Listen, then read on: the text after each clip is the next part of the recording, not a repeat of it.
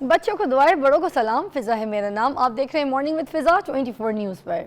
नाज़रीन, हम आपको टिप्स देते रहते हैं, ऐसे मेहमानों से मुलाकात करवाते रहते हैं जो आपकी रहनुमाई कर सकें, आपको गाइड कर सकें, आपके किसी मसले का हल हमारे यहाँ पर किसी गेस्ट के ज़रिए या मेरी किसी बात से या कोई ऐसे हम लोग की कोई ऐसे कॉलर जिसको हम अपने प्रोग्राम में शामिल करते हैं, किसी की भी कहीं भी बात से अगर आपका कोई मसला सही हो जाता है या कोई आपको रास्ता नज़र आ जाता है, कोई गाइडेंस मिल जाती है, तो हमें बहुत खुशी होती है। क्योंकि ऑल द वे हम यहाँ पर आपके लिए महफ़िल, यहाँ पे ये सारे मेहमान और ये जो पूरा सेट है और ख़ुद मैं आपके लिए यहाँ पर हम रेडी होके बैठे होते हैं, प्रिपेयर होके बैठे होते हैं कि आज हमने किसी न किसी की भलाई के लिए कुछ करना है, कुछ ऐसा करना है जिसमें आपकी सोच बदल जाए, जिसमें आपकी कोई मदद हो जाए।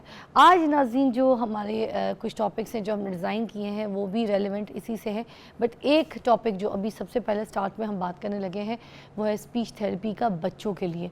नॉर्मली आजकल जैसे जिस एज में बच्चे बोलते थे, जिस एज में उनकी जो है ना स्पीच लैंग्वेजेस जो थी वो बोलना सारा वो स्टार्ट हो जाता था, अब ये मसला आ रहा है कि बच्चे बहुत ज़्यादा लेट बोलना शुरू कर रहे हैं। पहले भी कुछ एक आध घर में जो है आपको देखने को मिलता था कि किसी घर में कोई एक बच्चा लेट बोल रहा है। अब के दौर में ज़्यादातर बच्चे अपनी एज से लेट बोलना शुरू करते हैं। इसके लिए क्या करना चाहिए? ये जो स्पीच थेरेपी है क्या ये होनी चाहिए? आपने देखा है जो कोविड के दरमियान बच्चे घर में रह रहे थे उनमें ये ज़्यादा प्रॉब्लम पाई जा रही थी। अब क्यों? घर की चार दीवारी के अंदर ऐसा क्या मसला था कि बच्चे बोलने से कतरा रहे थे, लेट बोल रहे थे? अगर आपके बच्चों में भी इस तरह का कोई मसला है तो आप आज का ये हमारा प्रोग्राम का सेगमेंट ज़रूर देखें। हमें क्योंकि जिन्होंने ज्वाइन किया है वो स्पीच थेरेपिस्ट हैं हुमैरा इद्रीस, डॉक्टर हुमैरा इद्रीस जी, बहुत बहुत शुक्रिया आपकी तशरीफ़ आवरी का। Thank you so much. तो आप समझ गई हैं आज का टॉपिक जो है वो डिज़ाइन ही हमने इस तरीके से किया ताकि देखने वाले को समझ आए कि सबसे पहले बता दें स्पीच थेरेपी की ज़रूरत क्यों पड़ती है, किस एज में पड़ती है और बच्चे जो है इससे कितना अफायदा हासिल कर सकते हैं जो बच्चे लेट बोल रहे होते हैं। स्पीच या लैंग्वेज, आप देखें स्पीच लैंग्वेज जो है अगर कह लें एक स्किल है, एक आर्ट है, महारत है। अगर हम आई एम नॉट रॉन्ग तो एक बेसिक नीड है, ज़रूरत है। हम दुनिया में रहते हैं बीइंग अ सोशल एनिमल, हमें बोलना पड़ता है। We can not survive without speaking. बातचीत करे के बगैर हम सर्वाइव नहीं कर सकते। हमारी सारी कम्युनिकेशंस जो है वो इसी पे दारोमदार है व्हेन यू स्पीक। आपको दुनिया में रहने के लिए इंटरेक्ट करना पड़ता है, इंटरेक्शन के लिए बोलना पड़ता है। सबसे पहले जब बच्चा पैदा होता है उसके डिफरेंट माइलस्टोन्स वो अचीव करना शुरू करता है, बैठना, उठना, चलना, उसमें सबसे सारे इंपॉर्टेंट है। लेकिन बोल चाल, स्पीच, लैंग्वेज, ये बेसिकली तीन चीज़ें हैं, स्पीच, लैंग्वेज और कम्युनिकेशन। स्पीच का मतलब है बोलना, लैंग्वेज ज़बान जो हम ज़बान बोल रहे हैं, उर्दू, इंग्लिश, पंजाबी, और कम्युनिकेशन वो जो हम आपस में गुफ्तगू करते हैं। ये इंटर रिलेटेड चीज़ें हैं। इन तीनों का होना भी आपको एक परफेक्ट जो है स्पीकर बनाता है। और ये स्किल आती है आपके बचपन में, पैदाइश के बाद। बच्चा जब पैदा होने से पहले, ये हम बहुत साइंटिफिकली भी है, इस्लामिक भी है, कि पैदा होने से पहले बच्चा सुन रहा होता है, बात नहीं कर रहा होता, लेकिन उसको इन्वायरमेंटल साउंड्स, अपने पेरेंट्स की आवाज़ें, वो सब तमाम चीज़ें सुनाई देती हैं। इसीलिए आफ्टर बर्थ उसको थोड़ी सी फेमिलियरिटी होती है। नहीं तो अगर एकदम बच्चे को दुनिया में आए और आवाज़ें सुनाई दें तो वो उसके लिए बहुत बड़ा एक बम्बार्डमेंट होगी साउंड्स के पॉइंट ऑफ व्यू से। और जैसे जैसे वो ग्रो करता है, आहिस्ता आहिस्ता उसकी सुनने की हिस्स, देखने की हिस्स डेवलप करती है, उसी तरह उसकी बोल चाल आती है। रोना, सबसे पहले जो हमारा वे ऑफ कम्युनिकेशन होता है वो आपका रोना है, क्राइंग है। बच्चे की हर नीड, हर चीज़ वो रो के एक्सप्रेस कर रहा है। माँ को फ़ौरन पता लग जाता है बच्चा रो रहा है, माँ कहेगी इसको भूख लगी है, क्योंकि रोने की कोई लैंग्वेज नहीं होती। रोने की लैंग्वेज नहीं, लेकिन रोने के डिफरेंट स्टाइल है जो माँ समझती है। भूख लगी है तो एक अलग तरह से रोना होता है, और अगर वो पेन में है उसका रोना अलग तरह से होता है। इसी तरह आहिस्ता आहिस्ता वो आवाज़ें बनती हैं, फिर लफ्ज़ बनते हैं, लफ्ज़ सेंटेंसेस बन जाते, जुमले, और फिर इस तरह एक लंबा कारवां चलता जाता है जिसके ज़रिए बच्चा या इंसान ग्रो करता है, बातचीत करता है। वालिदैन को कब पता चलता है डॉक्टर साहिबा कि बच्चा जो है वो लेट बोल रहा है? यूजुअली 1 साल के बच्चे को लफ्ज़ बोलने चाहिए, एक सिंगल वर्ड जैसे बच्चा बोलता है। 1 साल पे बातचीत बोलना शुरू कर देना चाहिए। अगर 1 साल पे बच्चा नहीं बात कर रहा तो पेरेंट्स को थोड़ा सा कॉन्शियस होना चाहिए। लेकिन हमारी सोसाइटी में ऐसे होता है कि हम थोड़ा सा इग्नोर कर देते हैं, या समझ लें कि हम कहते हैं बोल पड़ेगा, बड़े बूढ़ों का भी है, कोई बात नहीं बोल लेगा। हत्ता कि कुछ मैल प्रैक्टिस भी होती है, डॉक्टर्स भी समटाइम कुछ, मैं सबको नहीं कहूँगी क्योंकि अब अवेयरनेस काफ़ी ज़्यादा हो गई है, मीडिया ने बहुत ज़्यादा ये चीज़ स्प्रेड की है, लेकिन इवन देन भी कुछ इस तरह के प्रैक्टिशनर्स हैं जो कहते हैं भी 2 साल की उम्र में बोलेगा, 3 साल की उम्र में बोलेगा। नो, हर एज का एक क्राइटेरिया होता है और डे बाय डे आपकी हाइट के साथ, आपकी वेट के साथ आपकी स्पीच भी ग्रो करती है। 1 साल के बच्चे को सिंगल लफ्ज़ बोलने चाहिए।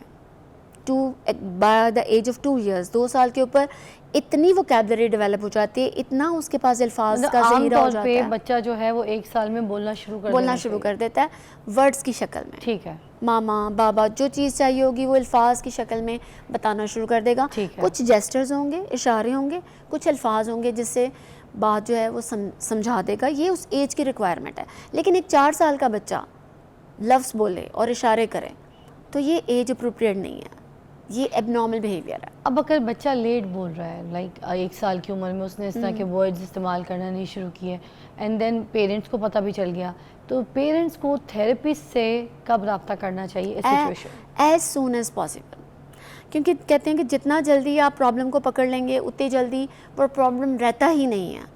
Early referral needs to good prognosis. जितना जल्दी वो डॉक्टर पे, स्पीच थेरेपिस्ट के पास, डॉक्टर के पास जाएं अगर आपके एरिया में नहीं है। लेकिन आजकल तो यह है कि हर डिस्ट्रिक्ट में DHQ लेवल पे भी स्पीच थेरेपिस्ट अवेलेबल है। तो एज सून एज पॉसिबल, अगर 1 ईयर पे हो गया है, 1 ईयर पे नहीं तो 1.5 पे चले जाएँ, 1.5 साल पे चले जाएँ, 2 साल पे चले जाएँ, लेट मत करें। क्योंकि आप अगर स्पीच को लेट करें, आप बहुत सी और चीज़ों को लेट करें, बच्चे की एजुकेशन लेट हो जाएगी। We would like to know कि अगर अब ये सारा सिचुएशन है तो जो स्पीच थेरेपिस्ट है वो कौन सी टेक्निक्स इस्तेमाल करते हैं जिससे बच्चे जो है वो बोलना शुरू कर देते हैं? Can you please explain? अब इसमें यह है कि आप कहते हैं कि बोलता नहीं है, लेकिन सबसे पहले हमें ये देखना होता है कि बोलता क्यों नहीं है। हमें वो रीज़न फाइंड आउट करना होता है, जिसके लिए उसको असेस करना पड़ता है। असेसमेंट के बाद हमें पता चलता है कि ये बच्चे को प्रॉब्लम है। समटाइम वो हेयरिंग इश्यूज़ होते हैं, अगर हेयरिंग का प्रॉब्लम है तो भी उसको, फैमिली में कोई हेयरिंग इशू है, अगर बच्चे को सुनने में कोई मसला आ रहा है, उसको देखने में मसला आ रहा है, उसके बिहेवियर्स में कोई इशू आ रहे हैं, कोई एक्सीडेंटल रीज़न बन गया, फिट्स पड़े हैं at the age of birth, कोई इस तरह की कॉम्प्लिकेशन हुई है जो बच्चे की है, तो उस वजह से स्पीच लैंग्वेज प्रॉब्लम्स आ सकते हैं। Once the child is diagnose, जब वो डायग्नोज हो जाता है तो फिर हमें उसका मैनेजमेंट करनी पड़ती है और डिपेंड करता है प्रॉब्लम रीज़न क्या बना डिले का, क्यों नहीं बोल रहा। अगर तो सुनने का मसला है, क्योंकि आजकल बहुत हेयरिंग का इशू भी बहुत कॉमन हो रहा है, तो आज से पहले ऐसे बच्चों को डेफ एंड डम कहा जाता था, गूंगा बहरा बच्चा। लेकिन जैसे जैसे साइंस ने टेक्नोलॉजी की, अल्लाह ताला की ब्लेसिंग के साथ, उसके भी अल्टरनेटिव वेज़ आ गए हैं in the shape of hearing ads. और रीसेंट टेक्नोलॉजी कॉकलियर इम्प्लांट है। कॉकलियर इम्प्लांट ने वो बैरियर्स भी ख़त्म कर दिए जो हेयरिंग एड्स के साथ आते थे, उसके कॉकलियर को ही इम्प्लांट कर दिया जाता है और फिर वो just like a normal hearing child वो सुनना शुरू कर देता है। अच्छा, मुझे ये बताइएगा कि ये जो प्ले एक्टिविटीज़ होती हैं ये कौन सी होती हैं जिसमें बच्चों को ये खेलने में कोई इस तरह से आप लोग दिखा रहे होते हैं, सिखा रहे होते हैं, उसके बाद उनकी स्पीच थेरेपी सेंटर्स में जो है उनको बताई जा रही होती है, तो वो अगर गाइड कर दें जो घर में भी बच्चे घर में भी कर सकें और पेरेंट्स उनको करवा सकें? एग्जैक्टली सबसे पहले ये बात है कि जो स्पीच होती है वो इंटरेक्शन से आती है, बातचीत से आती है। आज से पहले हमारा बचपन था, नानियाँ दादियाँ बैठती थी, बच्चों को पास लेके बैठती थी, कहानियाँ सुनाती थी, बच्चों का आपस का इंटरेक्शन होता था। लेकिन जैसे आपने कोविड का जिक्र किया, कोविड के बाद से ये चीज़ काफ़ी आइसोलेशन आई है, सेग्रीगेशन हुई है। बच्चे या बड़े इवन अब देखें कि स्क्रीन का, मोबाइल का बहुत ज़्यादा यूज़ हो गया। इसका पॉजिटिव भी है, नेगेटिव भी है।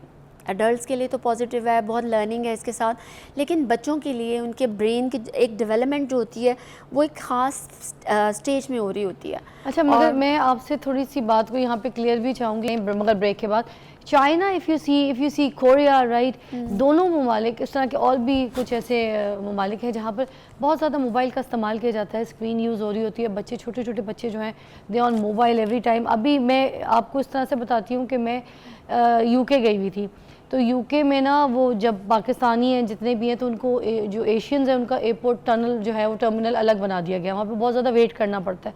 उसी एयरपोर्ट पे, उसी टर्मिनल पे चाइना कोरिया की एक फ़्लाइट जो थी ना वो लैंड हो गई। वहाँ पे इतने कोरियंस, इतने चाइना के लोग, सारे बच्चे, छोटे बड़े जवान, मैंने पहली मरतबा अपनी ज़िंदगी में देखा कोई एक भी ऐसा नहीं था जो मोबाइल यूज़ ना कर रहा हो। इस एज से लेके बूढ़ा तक वो मोबाइल पे थे और हम लोग खड़े हुए थे, भाई कितनी देर है, कितनी लंबी लाइन में लगा दिया भाई, कब ख़त्म होगी।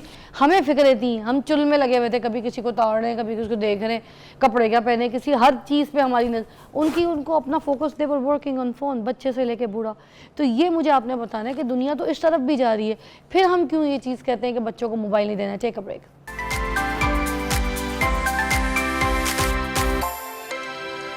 Welcome back, you watching morning with Fiza. और हम यहाँ पर ये बात कर रहे हैं कि जो स्पीच थेरेपी है वो कितनी ज़रूरी है बच्चों के लिए, बच्चे लेट बोलना क्यों शुरू कर रहे हैं आजकल। ऑलराइट, हमारे पास डॉक्टर साहिबा मौजूद हैं, डॉक्टर हुमैरा, वो हमें बता रही हैं। अब ये बता रही थी मुझे कि ये जो चाइना हो गया, कोरिया हो गया, वहाँ पे बच्चे से लेके बूढ़ा तक मोबाइल का यूजेज बहुत ज़्यादा करता है, यूज़ कर रहा होता है।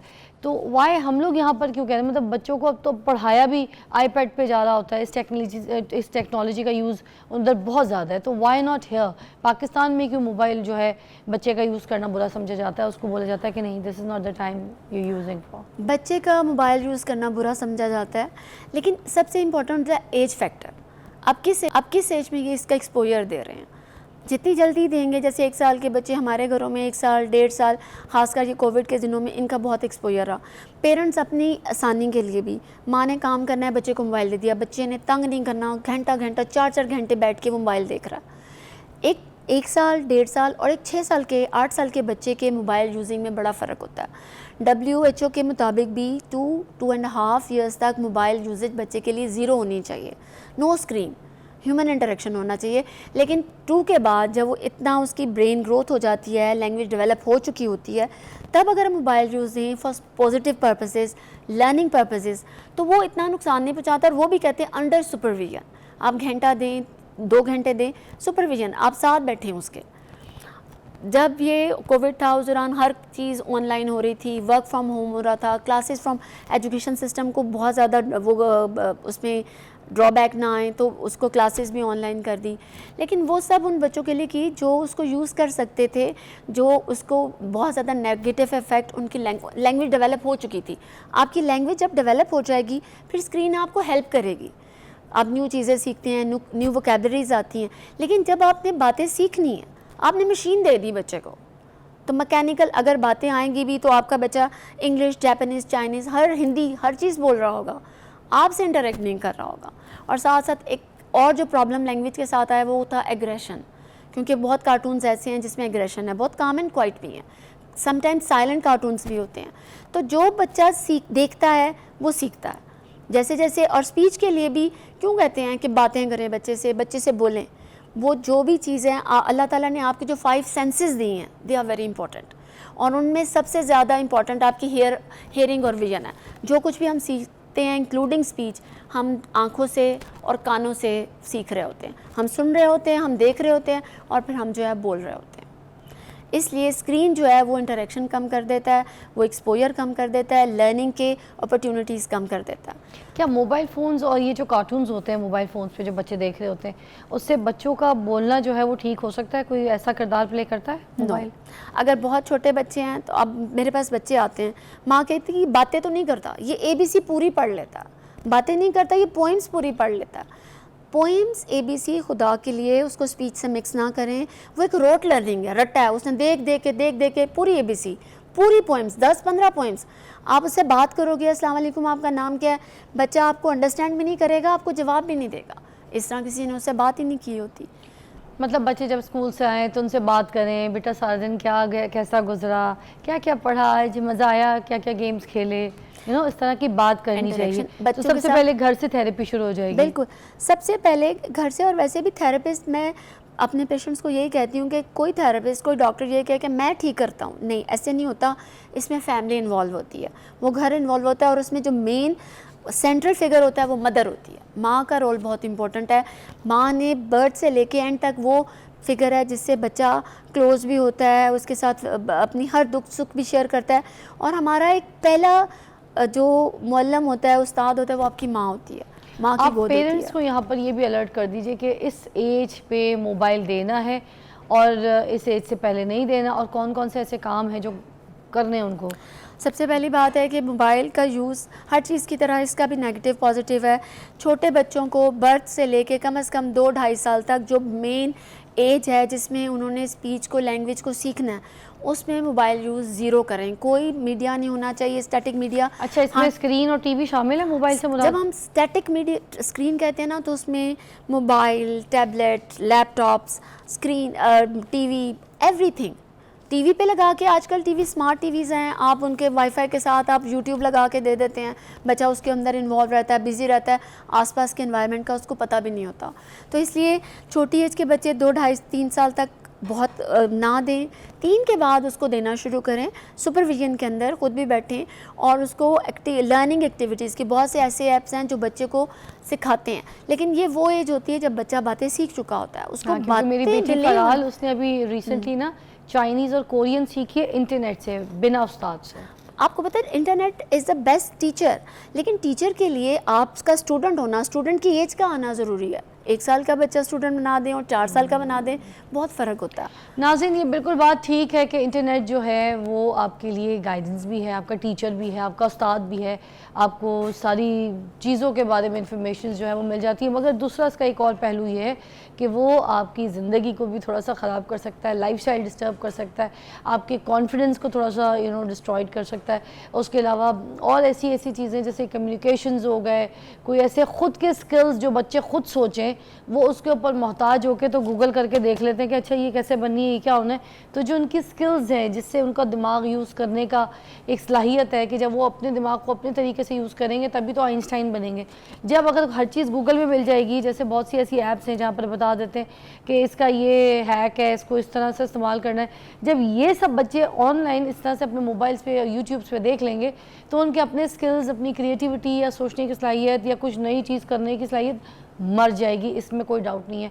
और दूसरी बात ये कि आंखों की भी बिनाई के लिए थोड़ा सा ख़तरनाक है। बहुत छोटे बच्चे अगर उसका बहुत ज़्यादा टाइम यूजेज करें तो वो आपकी आंखों के लिए भी बहुत ज़्यादा ख़राब है। तो बच्चों की बहुत से आपने देखा होगा छोटी छोटी ऐनकें सी लगी, या तो वो टीवी के बिल्कुल मुंह पे घुस के कार्टून देख रहे होते हैं, या फिर वो मोबाइल नहीं रात को इस तरह से देख रहे होते हैं। और पेरेंट्स को ये नहीं समझ आती कि रूम को डार्क करके मोबाइल की लाइट तेज़ करके बच्चों को मोबाइल की यूजेज या आईपैड नहीं देने चाहिए। आई नो ऑनलाइन क्लासेस हो रही थी, बच्चे होमवर्क भी ऑनलाइन मोबाइल पे देखते हैं, आईपैड पे देखते हैं, ये सारा सिनेरियो सब कुछ बच्चों को प्रैक्टिस कर दिया, बच्चों को डिजिटल बच्चा बना दिया आज के दौर में। मगर उसके बावजूद हमने अपने बच्चे की टाइमिंग, चीज़ें और उसका यूजेज और हर तरीके से देखना है कि वो देख क्या रहा है, क्या चीज़ सीख रहा है, क्या ऑब्ज़र्व कर रहा है, ताकि वो अपनी लाइफ में वो हमसे जो ऑब्ज़र्व करना चाहता है हमारे इर्द गिर्द के लोगों से, वो ज़रूर करे। एक छोटी सी ब्रेक के बाद मिलते हैं आपको, देखते हैं Fiza. Thank you so much doctor, बहुत शुक्रिया।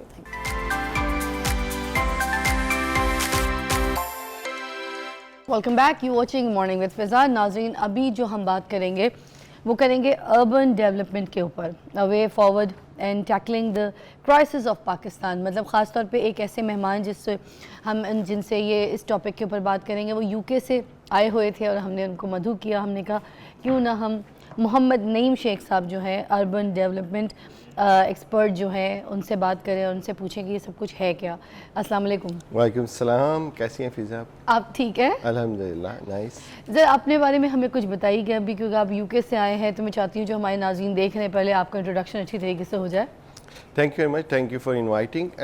बेसिकली मैं यूके ब्रिटिश सिविल सर्विस में काम कर रहा हूँ और सिविल इंजीनियर हूँ। यहाँ से मास्टर्स किया और फिर यहाँ पे सिटी कौंसल में, सर्विसेज हॉस्पिटल में, मुख्तलिफ इदारों में काम किया। उसके बाद मैं अब जो है इंग्लैंड में लास्ट 20 ईयर से सेटल हूँ और वहाँ पे इंफ्रास्ट्रक्चर और हाईवेज़ और ट्रांसपोर्टेशन और उसके जो है ना कामों में इन्वॉल्व हूँ। सो बेसिकली इन्वायरमेंटलिस्ट और अर्बन डेवलपमेंट में 25 ईयर्स का डिफरेंट सऊदी अरब और यूके और पाकिस्तान का एक्सपीरियंस है। तो ये अपॉर्चुनिटी मुझे मिली कि डिस्कस करें कि किस तरह एक कंपैरिजन के वहाँ पे क्या सिचुएशंस हैं और यहाँ पे क्या है। यहाँ पे चूँकि यहाँ की मेरी पैदाइश है और यहाँ से जो हमारी मोहब्बत है पाकिस्तान से, बेशक आप सारी दुनिया में चले जाएं और वहाँ पे रह लें या लेकिन यहाँ का जो पाकिस्तान से जो इंटैक्ट है वो आपका कभी भी ख़त्म नहीं होता। ये अर्बन डेवलपमेंट प्लानिंग का कॉन्सेप्ट क्या है? बड़ा अच्छा आपने क्वेश्चन किया फ़िज़ा। तो अर्बन डेवलपमेंट प्लानिंग का यही है कि आप जब कोई चीज़ डेवलप करते हैं या शहर आबाद करते हैं या कोई सड़कें बनाते हैं या घर बनाते हैं या कोई फैसिलिटीज़ प्रोवाइड करते हैं वाटर की या हॉस्पिटल की या स्कूल्स की, तो ये एक अर्बन डेवलपमेंट में आ जाता है।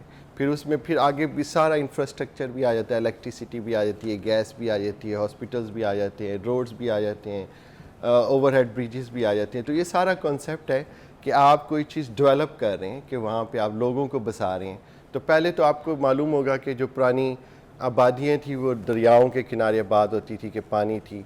तो अब ये जो नया कॉन्सेप्ट आया कि शहरों को आबाद किया जाए, तो वहाँ पे लोगों के लिए पानी की और खाने पीने की और स्कूलों की और कॉलेजों की, कि लोग जो है बेटर सोशल और इकोनॉमिकली बेटर ऑफ हों। तो ये एक कॉन्सेप्ट है अर्बन डेवलपमेंट का। तो ये यूके में जैसे कि आप कह रहे हैं कि वहाँ पे रिहाइश पजीर भी है, तो क्या फ़र्क देखते हैं वहाँ पे और पाकिस्तान में? फ़र्क तो बहुत ज़्यादा है, क्योंकि देखिए अभी Pakistan still a developing country, ठीक है, लेकिन यहाँ का जो पोटेंशियल है, यंगस्टर्स हैं, और अल्लाह पाक ने जो नेचुरल रिसोर्सेज दिए हैं पाकिस्तान को, पानी और आपकी एग्रीकल्चर है हमारी, और बाकी जो लैंड है और बाकी जो वेदर है, 4 डिफरेंट वेदर्स, तो उसके लिहाज से तो ये जो है ना ब्रिलियंट और जो है ना ज़बरदस्त मुल्क है, और हमारे नौजवान जो हमारा एक बहुत बड़ा एसेट है। लेकिन इसके हवाले से आप जब कंपेयर करते हैं लाइफ का in terms of security, in terms of sustainability, और वहाँ पे आपकी सोशल लाइफ है, और आपकी वहाँ पे जो लिविंग स्टैंडर्ड्स हैं, आपका जो पानी का है, जैसे यहाँ पे एडीपी की एक रिपोर्ट के हिसाब से 90% जो है वाटर जो है वो पीने के काबिल नहीं है। तो वहाँ पे आप टैप खोलते हैं, पानी पी लेते हैं। अभी मैंने यहाँ पे वाटर बॉटल रखी है। तो ये एक बड़ा मेन डिफरेंस है। फिर आपकी हेल्थ सिक्योरिटी है कि आपको कोई हेल्थ इशू हो गया तो आपको मालूम है कि आपने जो हॉस्पिटल में जाना है, वो एक पूरा प्रोटोकॉल है, कोई ख़ास नहीं है कि जी आपको ये जो है ना प्राइवेट हॉस्पिटल है, गवर्नमेंट है। तो ये इस तरह की जो सहूलियात हैं, ये हर एक शहरी का राइट है, आइदर ये इंग्लैंड में हो, यूरोप में हो या पाकिस्तान में हो। तो बस अनफॉर्चुनेटली यहाँ पे हमारा ये एक बड़ा गैप है। एक तो ट्रैफिक का कंजेशन है, घरों की जो किल्लत है वो एक बहुत बड़ा चैलेंज है कि घर स्लम्स में लोग रह रहे हैं और ऐसे अनहाइजीनिक कंडीशंस में रह रहे हैं जिसमें आप एक बाहर कॉन्सेप्ट ही नहीं कर सकते। यानी कि आपके पास ड्रेनेज नहीं है, आपकी फ्लडिंग है, पानी बारिश होता है, सबसे बड़ी बात वी डोंट हैव इलेक्ट्रिसिटी। जी जी जी, हर वक्त हम लोड शेडिंग का शिकार रहते हैं। जी जी। मैं अभी 3-4 हफ्ते के लिए विज़िट पे आया हूँ, तो कई दफ़ा ऐसा होता है कि रात को बिजली चली जाती है, तो वो जो फिर 2-3 घंटे गुजरते हैं, फिर अगर आ जाए तो ठीक है। ये तो शहरों का है, और जब आप थोड़ा सा शहरों से बाहर जाते हैं गांव में और उधर उधर, तो फिर ये बहुत ज़्यादा है। तो ये जो पावर है, क्योंकि ये देखिए अब हमारी जो ज़िंदगी डेवलप हो गई है उसमें पावर का या एनर्जी का बड़ा रोल है। आप जो है ना केटल ऑन करते हैं, आप जो है ना घरों की जो सारी ज़िंदगी है, पढ़ने की है और सारी मूवमेंट की है, ऑफिस में है, लाइटिंग है, एयर कंडीशन फैंस हैं, सब कुछ है। तो ये बड़ी एक नेसेसिटी नहीं, ये आपकी कोई लग्जरी नहीं है, ये नेसेसिटी है। तो इसके लिए हमारे पास अल्लाह पाक ने हमें बहुत नेचुरल रिसोर्सेज दिए हैं। वाटर है, हाइड्रो से जनरेट कर सकते हैं। हमारे उधर 70-80% बारिश या वो जो है। अच्छा, हम अपनी ज़राअत की जो ज़मीन है उसको ख़त्म करके हम अपने शहरों को बढ़ा रहे हैं, सोसाइटीज़ को बढ़ा रहे हैं, तो इसका क्या मकसद है? मुझे ये समझ नहीं आता। Can you please explain? जी जी। तो फिर बड़ा आपने जो है ना क्वेश्चन किया जो बहुत इंपॉर्टेंट है इस एस्पेक्ट में, अर्बन डेवलपमेंट में, कि वहाँ पे हम जब जो है ना ब्राउन फील्ड में या जो ऑलरेडी कोई ज़मीन यूज़ हो गई थी वहाँ पे घरों को आबाद करते हैं और बसाते हैं, यानी कि कोई कॉलोनी बनाते हैं। लेकिन उसके लिए भी मैं जिस तरह प्लानिंग और डेवलपमेंट में कौंसल में था, तो 25-30 ईयर्स की प्लानिंग करते थे कि हमने 200 हाउसेस बनाने, उसके लिए हमें क्या स्कूल चाहिए, क्या रोड चाहिए, वाटर सप्लाई क्या चाहिए, ड्रेनेज क्या चाहिए। और इधर जो है अब आप देखें कि राइट और लेफ़्ट और कसूर तक, और इधर जो है ना रायवेंड तक, और वो जो है शेखुपुरा तक, सारा जो है ना लाहौर फैला हुआ है। अब आपको जब उस नंबर्स ही नहीं पता होंगे अपनी पॉपुलेशन के, अभी 25 करोड़ तक तकरीबन हम हिट कर रहे हैं आबादी, और अगले जो है ना 5-10 साल में ये 30 करोड़ हो जाएगी। अब उसके लिए आपको नंबर्स ही नहीं पता है कि शहरों में किस जगह कितने नंबर हैं, कितने लोग रह रहे हैं, उनके लिए कितने स्कूल्स की रिक्वायरमेंट है, और कितने वाटर सप्लाईज चाहिए, ड्रेनेज आपने लोगों का करना है और उसको कहाँ पे पंप आउट करना है, रिवर में, रावी में डालना है या किसी और जगह डालना है, या किस जगह करना है। तो ये बड़े बड़े मसाइल हैं। जब तक आप सोचेंगे नहीं इस पे और सिर्फ कागज़ पे ड्राइंग पे करके आप शहरों को बना देंगे तो इस तरह के बहुत बड़े बड़े मसाइल आएंगे। लोगों को हॉस्पिटल का एक्सेस नहीं होगा, स्कूल स्कूल्स का नहीं होगा, मस्जिद का नहीं होगा, आपकी अपनी जो सोशल, आप देखें वॉक करने के लिए आपके पास लोग जो है, जो कुछ और जिनके पास गाड़ियाँ या कुछ है, वो तो गाड़ी में बैठते हैं, जिम चले जाते हैं। आम लोग किधर जाएं वॉक करने के लिए या सैर करने के लिए, अच्छी हवा या फ़ज़ा लेने के लिए? अच्छा, जो हुकूमत है, ये बड़े शहरों में जो ऐसी चीज़ें हो रही हैं, डेवलपमेंट हो रही है, उस पर तो उनका फोकस है, नज़र है, मगर जो छोटे शहरों में इस तरह की चीज़ें होती हैं तो उस पर कोई फोकस ही नहीं है। अगर कोई प्रोजेक्ट शुरू भी हुआ है तो वहीं शुरू हुआ है, सालों हो गए, सुना है कि भाई 15 साल पहले शुरू हुआ तो वहीं ढांचा खड़ा हुआ उसका, उसकी भी कोई प्लानिंग नहीं है। Why is that? आपने बड़ा इंटरेस्टिंग क्वेश्चन किया है और बड़ा जो है इसको कंसर्न इस वक्त हाईएस्ट कंसर्न होना चाहिए कि लाहौर, इस्लामाबाद और कराची इन पे फोकस है। लेकिन आप अब लाहौर में आप हैं और मैं भी यहाँ पे विज़िट कर रहा हूँ 1-2 वीक के लिए। आप अगर इधर भी देख लें, ट्रांसपोर्टेशन, पब्लिक ट्रांसपोर्ट और हॉस्पिटल का एक्सेस है, स्कूल्स का एक्सेस है। मैंने घर जगह जगह रोड्स पे जो है ना, छोटे छोटे घरों में स्कूल्स को देखा है कि जो है ना, एक 7 मरले के या 10 मरले के घर में स्कूल हैं। हॉस्पिटल्स का आप देख लें कि जो है ना क्यू में है या लोग जो है ना बारी नहीं आती। तो इसलिए जो एक सिर्फ 2-4 शहरों पे कंसंट्रेट करके और आपकी जो बाकी नेगलेक्टेड है, उसका सबसे बड़ा इम्पैक्ट फ़िज़ा क्या है कि लोग फिर बाकी शहरों से आप मूव करते हैं बड़े शहरों में कि यहाँ हमें हॉस्पिटल मिलेगा, स्कूल मिलेगा। लेकिन जब वो इधर आते हैं, उनके लिए हाउसिंग नहीं है, उनके लिए घर नहीं है रहने के लिए, उनके लिए मूव करने के लिए ट्रांसपोर्ट, पब्लिक ट्रांसपोर्ट नहीं है, वो गाड़ी अफोर्ड नहीं कर सकते। तो ये जब वो सब कुछ आप बड़े शहरों में कंसंट्रेट करेंगे और छोटे, इंग्लैंड में अभी लेवलिंग अप उन्होंने एक प्रोग्राम शुरू किया है, उसमें उनकी जो जिस तरह हमारे इस्लामाबाद में मिनिस्ट्रीज़ हैं, उन्होंने मिनिस्ट्रीज़ को उठा के छोटे छोटे शहरों में बिठा दिया है कि आपकी मिनिस्ट्रीज जो हैं। फिर इसका दूसरा, उन्होंने जो लोकल कौंसल्स है वहाँ पे, वो पूरी पब्लिक सर्विस गवर्नमेंट है। आपको अपने एजुकेशन के लिए, हेल्थ के लिए, रोड्स के लिए और पार्क्स के लिए जो है ना लाहौर या किसी हेड क्वार्टर या उसमें नहीं आना पड़ता। आपकी जो लोकल कौंसल है वो हर चीज़ की जिम्मेदारी, टीचिंग की, स्कूल्स की, रोड्स की, ड्रेनेज की। और ये जो है ना, फिर आपकी प्लानिंग जो है नेक्स्ट ईयर्स की कि 5-10 ईयर्स, हमारी पॉपुलेशन जैसे 1.9% 2% से बढ़ रही है, 5वां इस वक्त दुनिया का सबसे बड़ा आबादी वाला मुल्क है। लेकिन आपके पास रिसोर्सेज भी हैं। बैड गवर्नेंस, आपने जो आप हमारे जो जितने भी जो ब्यूरोक्रेट्स हैं वो अब जब आपके वो ट्रेन नहीं है, मैं वहाँ सिविल सर्विस में हूँ और मैं इंजीनियर हूँ, तो हमारा इंजीनियरिंग में जो है ना वो सिविल सर्विस है, उसमें ये नहीं है कि। आपकी बात बिल्कुल दुरुस्त है और हम एक ब्रेक के बाद इसी बात को दोबारा आगे भी बढ़ाएंगे, क्योंकि वाकई प्लानिंग इज़ मोर इम्पॉर्टेंट। हमारी यहाँ पे सोसाइटी, शहर जितने भी भरे पड़े हैं, लोगों से आबादी है इतनी है, मगर किसी की प्लानिंग के हिसाब से कोई भी सोसाइटी की डेवलपमेंट नहीं होती। And this is the lack of मैं कहूँगी द डेवलपमेंट। तो एक छोटी सी ब्रेक लेते हैं, विल बी राइट बैक।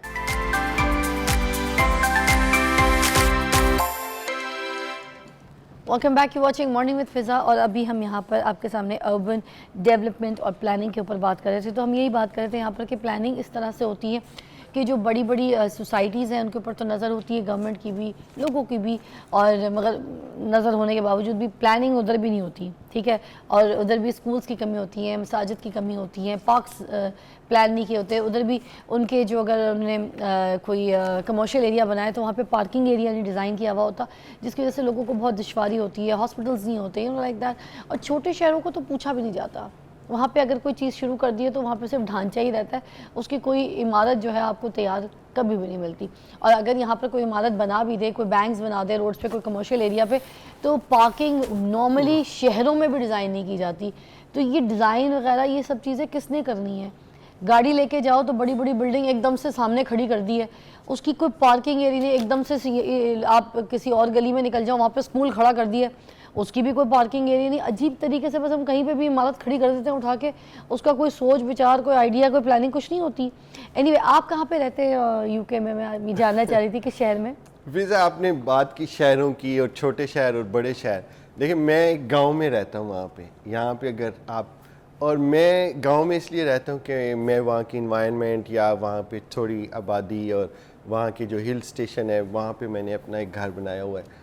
और मुझे अपने बच्चों के एजुकेशन का स्टैंडर्ड का फ़िक्र नहीं है, क्योंकि जो बच्चों को मेरे स्कूल में एजुकेशन का लेवल होगा वो जो लंदन में या लीड्स में या ग्लासगो में या मैनचेस्टर में स्कूल है उसका लेवल, उसकी जो टीचर्स हैं, उनकी जो क्वालिफ़िकेशन है, उनके जो रिज़ल्ट्स हैं, उनका जो कोर्स है, वही मेरे बच्चों को भी पढ़ाया जा रहा होगा।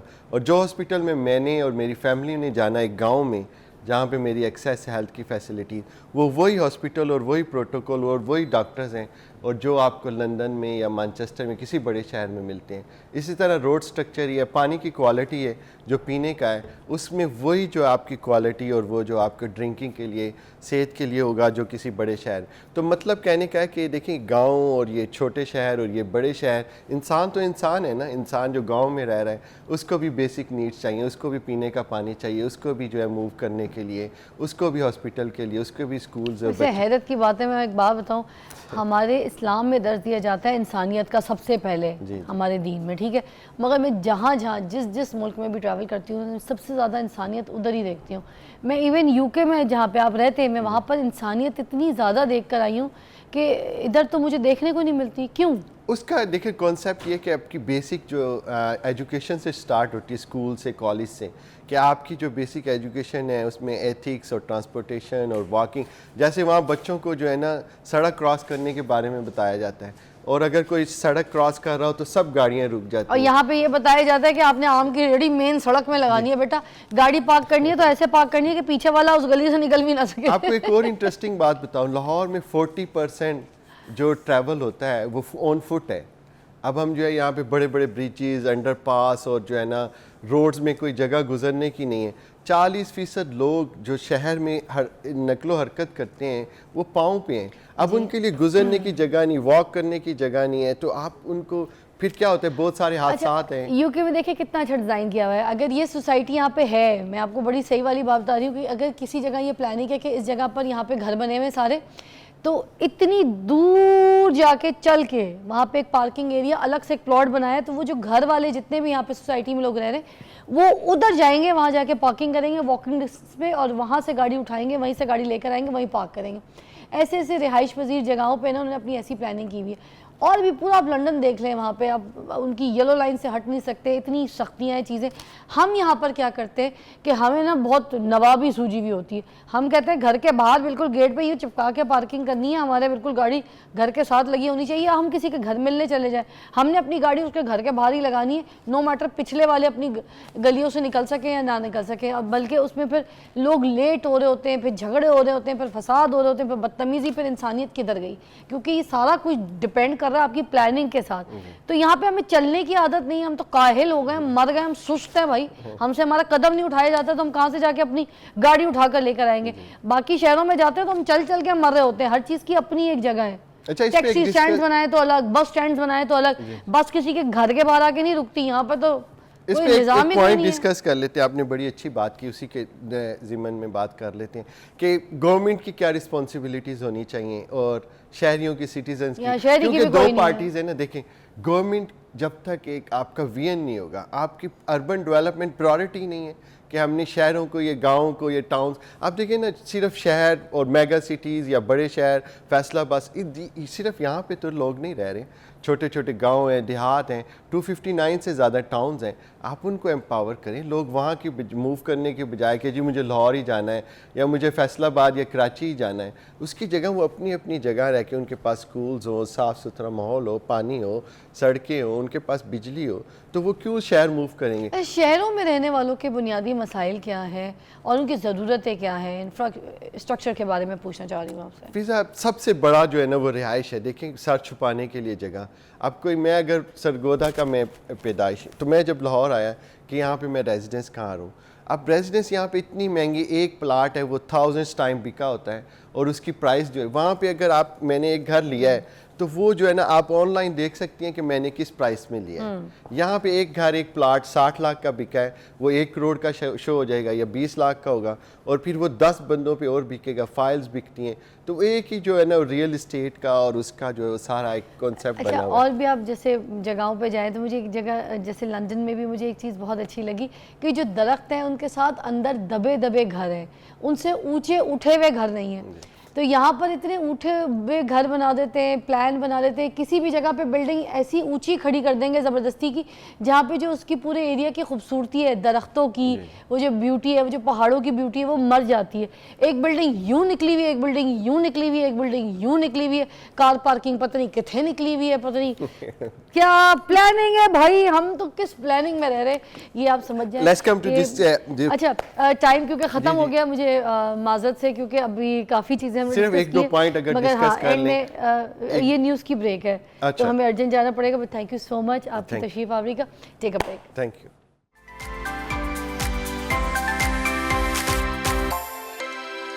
Welcome back, you watching morning with Fiza. और नाज़रीन, आपका सेगमेंट आ चुका है आपकी ख़ास फरमाइश के ऊपर, एंटी एजिंग के ऊपर हम बात करेंगे आज। नाज़रीन, जो एजिंग है, मैं देख रही हूँ कि एजिंग जो है अब तो 20 साल के बाद ही शुरू हो जाती है।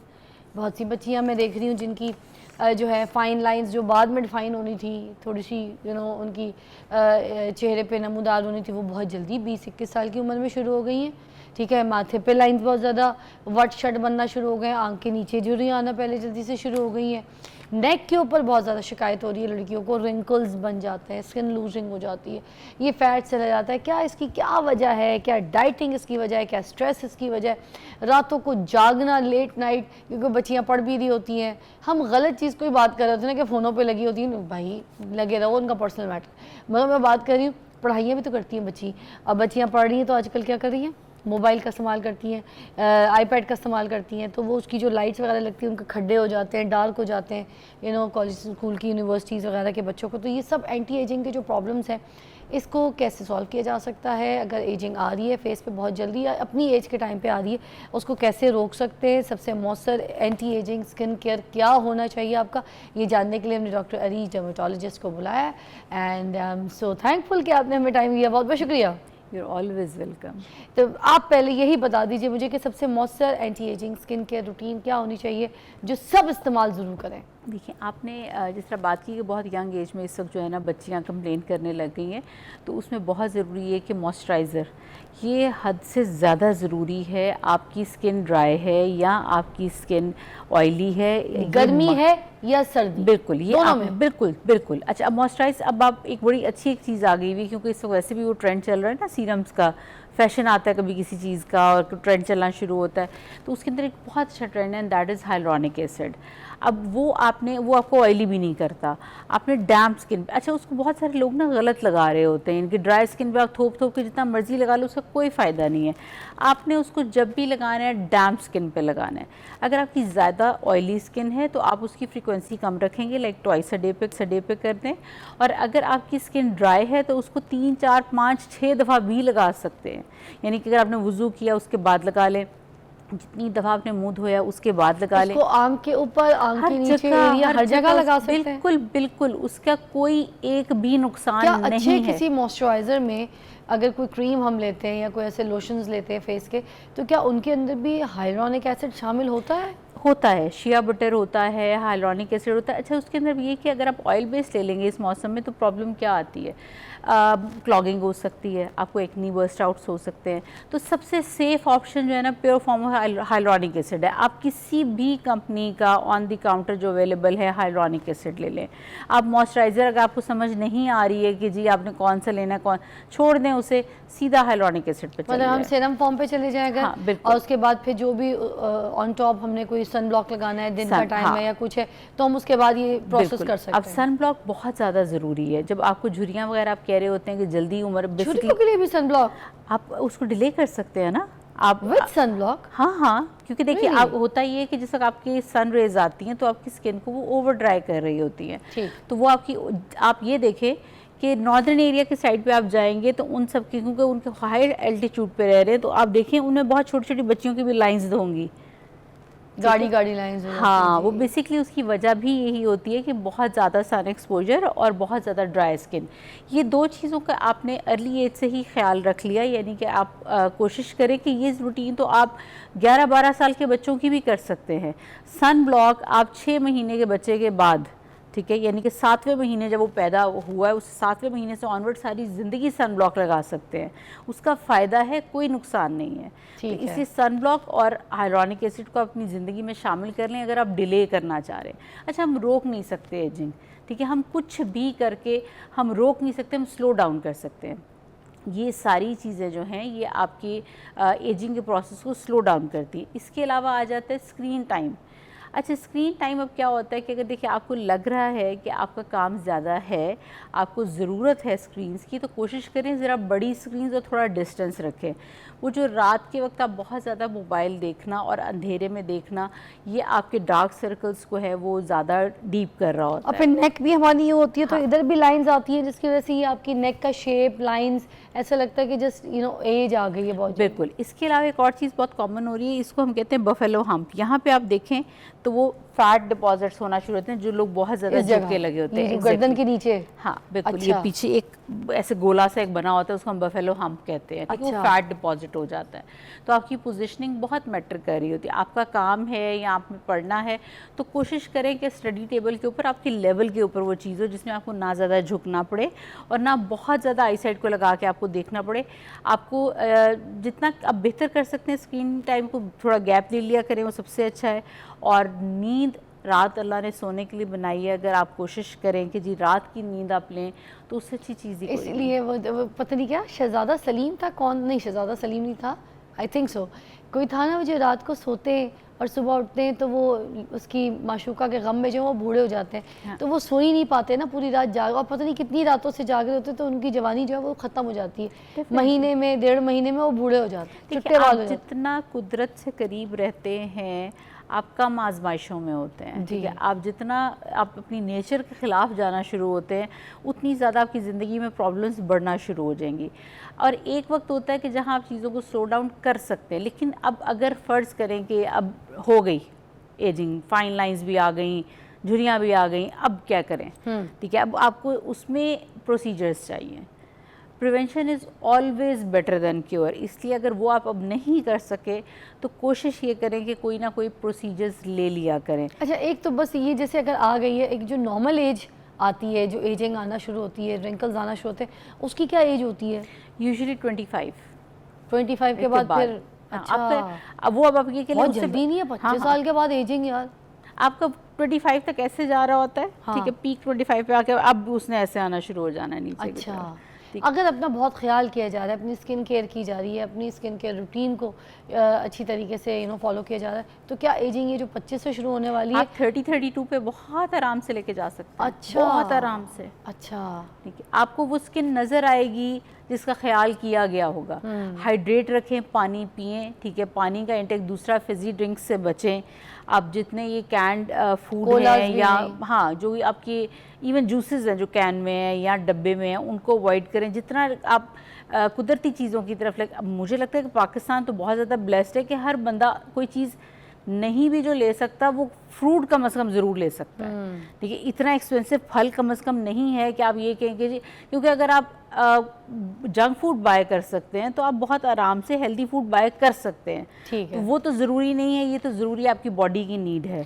तो अब ये जब हो गई है, सारा कुछ शुरू हो गई है एजिंग, अब इसको कैसे रोका जा सकता है, इसको कैसे संभालें? इनिशियल टाइम में अगर वही आपने 30s में देख लिया है तो फिर ये कि आप PRP की तरफ भी आ सकते हैं। उसमें बेसिकली आपका अपना प्लाज्मा होता है, उसको हम डालते हुए माइक्रोनिले होते हैं तो सेल्स रीजनरेट करते हैं और आपके नए सेल्स बनेंगे। अगर अब आपका काम इससे ज़्यादा आगे चला गया हुआ है तो फिर हमें Botox, fillers, threads, HIFU, exosomes, इस टाइप की चीज़ों पे आना पड़ता है और ये वेरी कर रहा होता है कि हमें ये एजिंग प्रोसेस के लिए? हाँ बिल्कुल। अब जिस तरह बोटॉक्स है, बोटॉक्स जो है वो आपके रिंकल्स के लिए। अच्छा, ये बहुत बड़ा एक डिफरेंस है फाइन लाइंस में और रिंकल्स में। इसके ऊपर बात करेंगे मगर ब्रेक के बाद। अरीज हमारे साथ मौजूद है, डर्मेटोलॉजिस्ट हैं, और हम बात करें एंटी एजिंग के ऊपर, तो रहिएगा हमारे साथ।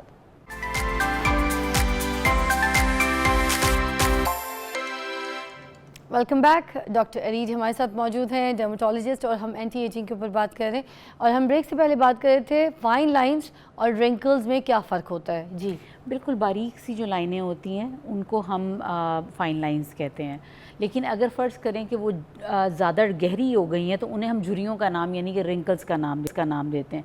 फ़ाइन लाइंस तक जहाँ तक सिचुएशन है तो वहाँ तक आपकी हाथ में कुछ चीज़ें कंट्रोल में होती हैं, लेकिन अगर वो रिंकल्स में कन्वर्ट हो गई हैं तो प्रोसीजर के अलावा आप कुछ नहीं कर सकते। मतलब चाहे बोटॉक्स, फिलर्स, ये वाली जो इस तरह की रिंकल्स पे काम ट्रीटमेंट्स है या लेजर्स हैं जैसे आपने बताया, हाइफोइनॉल, फिर हमें उन ट्रीटमेंट्स के ऊपर जाना पड़ेगा। मुझे प्लीज़ ये बता दें कि कोई घरेलू नुस्खा भी कोई ऐसा है, कोई ऐसी टोटका, कोई ऐसी चीज़ जो हम स्किन के ऊपर लगाएं तो ये जो फाइन लाइंस है हमारी, ये थोड़ी सी एटलीस्ट नॉर्मलाइज हो जाए। आपने शायद पुराने वक्तों में बहुत सुना होगा कि जो नानियों दादियों का वो था, वो मलाई लगाया करती थी। हाँ। तो वो और उनसे आप पूछें ना कि जी क्या चीज़, तो वो कहती हैं हम तो कुछ भी नहीं लगाते थे, हम खाली मलाई लगा लेते थे। तो हमारा तो वो आपकी एक बड़ी अच्छी नेचुरल सोर्स है। इसके अलावा दही बहुत अच्छा नेचुरल सोर्स है, उसमें आप थोड़ा सा टर्मरिक पाउडर डाल सकते हैं और इन चीज़ों का आप थोड़ा सा फेस पैक बना के आप चेहरे पे लगा लें फॉर 10 to 15 मिनट्स। ये बहुत अच्छा है। इस वक्त नॉर्दर्न एरियाज़ बहुत सारे लोग जा रहे हैं तो सनबर्न्स बहुत कॉमन है। उसके लिए हमारे पास बहुत आराम से जो अवेलेबल है that is aloe vera gel. Aloe vera gel sunburns के लिए बेस्ट है। अच्छा, ठीक है, वो आपके कुछ लोग कहते हैं इसको डायरेक्ट फेस पे अप्लाई नहीं करना चाहिए, तो क्या हम कर सकते हैं? या आप उसमें से अगर वो गूदा निकाल लेते हैं, आप बस उसके जो बाहर आउटर कवरिंग जो ग्रीन पार्ट है वो आपके कांटेक्ट में नहीं आना चाहिए, अदरवाइज तो इतना कोई इशू नहीं गूदे होता। का कोई मसला नहीं। नहीं, बिल्कुल कोई मसला नहीं। और हमेशा ये होता है कि पैच टेस्ट कर लें कि आपको लग रहा है आपने फर्स्ट टाइम करना है तो बहुत थोड़े से बॉडी एरिया पे लगा के देख लिया, कान के पीछे या किसी जगह पे। अगर आपको लगता है कि कोई, अव्वल तो शायद ही कोई 1% लोग होंगे जिनको सूटिंग करता होगा, अदरवाइज़ हर बंदे को नेचुरल जो सोर्स की चीज़ें होती है यूजुअली हर बंदे को सूट कर रही होती है, तो उसके अंदर किसी किस्म का कोई साइड इफ़ेक्ट नहीं है। अच्छा, इस वक्त जो है बहुत सारे लोग लीमू या विटामिन सी बेस्ड चीज़ें लगा रहे होते हैं, या वो गर्मी या चूल्हे के आगे ख़वातीन चली जाती हैं, तो ये बहुत डेंजरस काम है। अगर आप लीमू या कोई एसिडिक चीज़ लगा रहे हैं तो वो लगा के प्लीज़ चूल्हे के आगे मत जाएं या धूप में मत जाएं। ऐसी चीज़ों को शाम के टाइम पे रखें। हाँ बिल्कुल, शाम के टाइम पे रखें। अच्छा, उससे क्या होता है? देखिए, अगर आप हीट में जाएंगे तो आपको उससे बर्न हो जाएगी स्किन, क्योंकि विटामिन सी ये एसिड है।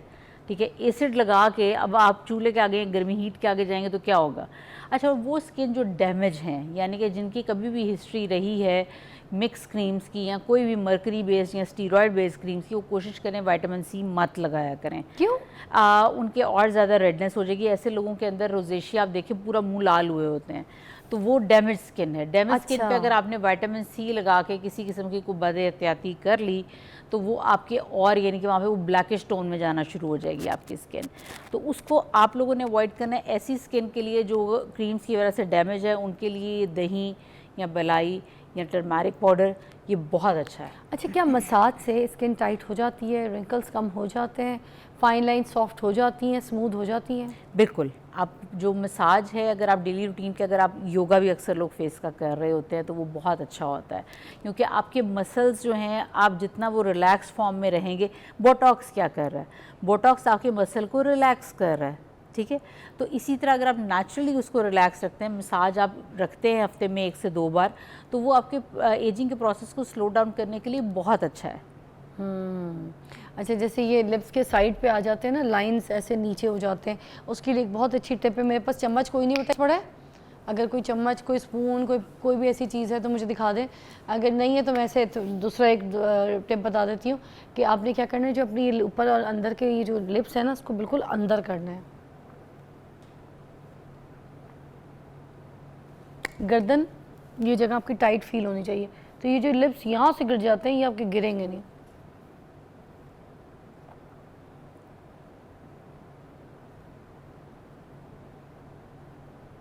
और खींच खींच के करना है, उससे आपका ये एरिया जो है ना, ब्लड सर्कुलेशन यहाँ पे बड़ी रहेगी और ये जगह टाइट रहेगी। बाकी तो आप भी बता सकती हैं। डेफिनेटली एक्सरसाइजेस हमेशा बहुत अच्छी होती हैं। इसके अलावा अगर आपको इंस्टेंट टाइटनिंग चाहिए, कोई फंक्शन है आपका, आपने जाना है, तो उसमें एक बड़ी अच्छी चीज़ काम करती है, और वो आप अगर अंडे की सफ़ेदी लेके, ठीक है, उसको बहुत लाइटली से ब्रश कर ले चेहरे के ऊपर, और 5 से 10 मिनट के बाद उसको वॉश कर, ज़्यादा लंबा भी नहीं छोड़ना, और उस दौरान कोशिश करें कि बातें ना करें। ठीक है, बिल्कुल स्टिल फेस के साथ आप उसको वॉश कर लेंगे, आपका फंक्शन बहुत अच्छा गुजरेगा। इसके अलावा अगर आपको लग रहा है, आप अक्सर लोगों का मेकअप नहीं टिकता, इस वक्त एक बहुत बड़ा मसला ये भी होता है कि जी गर्मी के अंदर मेकअप नहीं टिक रहा होता, तो आप और टिक गया तो वो क्रैक्स पड़ रहे हैं, लाइंस आ रही आप हैं। आइस प्लंजेस कर सकते हैं, वो बहुत एक, मुझे तो खैर पर्सनली वैसे ही वो बहुत पसंद है और इस वक्त तो रिफ्रेशिंग भी बहुत है ना। आपने एक बाउल के अंदर ठीक ठाक आइस ली और फ्यू सेकंड्स के लिए आपने फेस डिप किया, फिर बाहर निकाल लिया, फिर आपने फेस डिप किया, तो वो आपके पोर्स को बहुत अच्छा टाइट करता है और जिस तरह आपके जो मेकअप है वो पोर्स में घुसेगा भी नहीं। ये आपके लिए एक मैजिकल प्राइमर का काम कर रहा होता है, ठीक है, तो उसमें आपको वो टाइटनेस भी फील होगी और उसके अलावा आपकी क्लॉगिंग भी नहीं होगी उसके साथ। ज़बरदस्त। अच्छा, ये जो सीड्स होते हैं जो हम खा रहे होते हैं और ये जो ड्राई नट्स वगैरह होते हैं, इनमें कोई ऐसी चीज़ होती है जो एंटी एजिंग हो, लाइक अखरोट बिल्कुल, हो गया, बिल्कुल। पम्पकिन सीड्स हो गई, ऐसी कोई चीज़ें? बिल्कुल, इसके अंदर एंटीऑक्सीडेंट्स बहुत अच्छे होते हैं। ये चिया अखरोट, सीड्स हो बिल्कुल, गई, तुखम मलंगा हो गया, ये बहुत ज़बरदस्त हैं आपकी Is स्किन that के really लिए। work for anti-aging? यस, बिल्कुल बिल्कुल वो काम करते हैं। जिस तरह ड्राई फ्रूट्स में आलमंड्स आपके आ जाते हैं, आपके कैशू नट्स आ जाते हैं, अखरोट बहुत अच्छा है आपकी स्किन के मैं लिए। तो इसबगोल का भी मास्क लगाती हूँ फेस पे, हाँ, वो भी बड़ा, बिल्कुल। एक तो मुंह ऐसा हो जाता है जैसे फ्रिज में से निकाला है ठंडा, Exactly, ऐसे। जबकि ठंडे पानी में नहीं उसको बनाती। हाँ, अच्छा, और एक और चीज़ बहुत आम कॉमनली अवेलेबल है और वो मैं हमेशा जब हमारे पास ट्रीटमेंट के लिए भी बच्चियाँ आ रही होती हैं तो मैं उनको कहती हूँ, अगर आपकी बहुत छोटी उम्र की बच्चियों में एक्नी बर्स्ट आउट्स हो रहे हैं या आपको लग रहा है कि वाइट हेड्स और ब्लैक हेड्स आ रहे हैं, तो उन्हें हफ्ते में 1 से 2 बार जो मुल्तानी मिट्टी होती है उसका मास्क ज़रूर लगाएं। वो बहुत अच्छा होता है, मतलब आपको अब कुछ नहीं मिल रहा है और उसमें कोई और चीज़ बेशक ना डालें, ऑर्गेनिक फॉर्म के अंदर लें, रोज़ वाटर डालना है डालें, नहीं डालना ना डालें। अगर आप उसको प्योर फॉर्म में भी लगाते हैं तो वो बहुत अच्छा है। मुझे इतनी अच्छी लगती है जितनी मैं मुंह पे लगा रही होती हूँ उसको, जो उसका पीस लाती हूँ भिगो के, मैं तो सादा वो पत्थर वाला पीस लाती हूँ, सबसे अच्छा। ठीक है, पाउडर शॉर्डर पिसा हुआ कुछ नहीं, तो मैं खा भी रही होती हूँ लगा भी रही होती हूँ, मुझे उसकी खुशबू बहुत पसंद है। तो ये भी एंटी एजिंग है आपने कहा। बिल्कुल। अब इसके अंदर जो हमें चीज़ें मिक्स करनी है वो क्या क्या करनी है? हम देखिए, दूध, दही आप बिल्कुल और कर सकते हैं। इसका इस्तेमाल कर सकते बिल्कुल हैं? कर सकते हैं, ओके, बिल्कुल कर ग्लिसरीन डाल सकते हैं? बिल्कुल डाल सकते हैं। अच्छा अच्छा, जो सादी ये जो हम चावलों का मास्क वगैरह होता है ये तो स्किन को ड्राई कर देता है, मगर क्या ये रिंकल्स वगैरह जो है उनको टाइट कर देता है या बिल्कुल, नहीं? ये आपके पोर्स टाइट करता है ना। अच्छा। Yes, it works. अगर आपकी स्किन ड्राई नहीं है, आपने देखिए सबसे पहली ज़रूरत चीज़ तो ये है कि आपने ये चीज़ जज करनी है कि आपकी ड्राई स्किन है या ऑयली स्किन है। लेकिन आम तौर पे मोस्टली 80% लोगों की इस मौसम के अंदर ऑयल सिक्रीशंस आ ही रही होती हैं, तो उस सूरत में जिस तरह चावलों के आटे का अगर आप पेस्ट बना के भी लगा लेते हैं तो it's really very good. Thank you so much, बहुत बहुत शुक्रिया।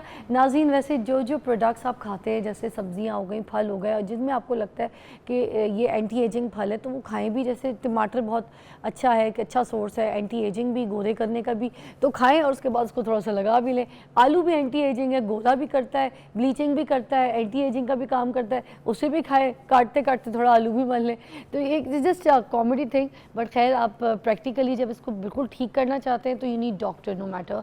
आपको ये जो बोटॉक्स है, इन सब चीज़ों का सहारा है, जो लेज़र्स हैं उनका सहारा लेना पड़ेगा। मगर अगर आप इन चीज़ों को थोड़ा सा पहले से अपनी स्किन केयर रूटीन में लेकर आएँ, कुछ ग़िज़ाए टोटके एज जैसे डॉक्टर अरीज ने कहा अगर हम फॉलो करें तो हम बहुत जल्दी एंटी एजिंग की तरफ नहीं पहुँचेंगे, हम बहुत जल्दी जो है बूढ़े नहीं दिखेंगे, हमारी स्किन जो है बहुत जवान दिखेगी, और जब स्किन जवान दिखेगी तो हम बहुत कॉन्फिडेंट दिखेंगे। Take a break, will be right back.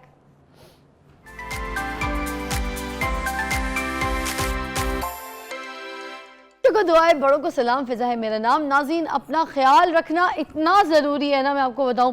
अभी ब्रेक से पहले जब हम बात कर रहे थे एंटी एजिंग के ऊपर, मैं एंटी एजिंग के ऊपर एक ऐसी। वालेकुम सलाम। आप मैम कैसे हैं आप? ठीक ठाक। Ma'am I M Sana, I am big fan ma'am. Okay okay बेटा, एक मैम मैं बड़ी मुश्किल से मुझे उन्होंने अंदर एंटर होने दिया। मैं लाइव जा रहे हैं, बड़ी फैन हूं। ओके बेटा, लाइव जा रहे हैं बेटा। क्या मैम एक प्लीज मेरी बात सुनिएगा। असद, मैं 20 चक्कर लगा चुकी हूं, मुझे यहाँ पे कोई आने नहीं दे रहा। मैम आपकी बहुत बड़ी फैन हूं, मैं आपको बचपन से देखती आ रही हूं। अच्छा आप लाइव जा रहे हैं बेटा, लाइव जा रहे हैं। मैं आपसे बात मैंने नहीं जाना मैम, प्लीज आप रुक सकती है मैम, मैंने नहीं जाना। अली, मैं आपकी शो होस्ट बनना चाहती हूं। जब्बार, शाबाश बेटा। अब हाथ, औरत है, हाथ कैसे लगाओगे बेगैरत, पागल हो गया। मैं मेरी बात लड़की है, प्लीज मेरी बात सुन ले मैम, प्लीज। तमीज नहीं है अपने घर में, किस तरह मोहल्ले में कोई लड़की गुजर रही हो तो हाथ पकड़ के रोड क्रॉस कराते हो? तमीज नहीं है तुम्हें? मुंह से बोलो आ जाएंगी। सॉरी बेटा, हम लाइव जाते हैं। हाथ नहीं लगाइएगा। ओके, आप आने नहीं दे रहे थे। मैं आज मेरा 20 लाइव जा रहे हैं। ओह माय गॉड, क्या हो रहा है?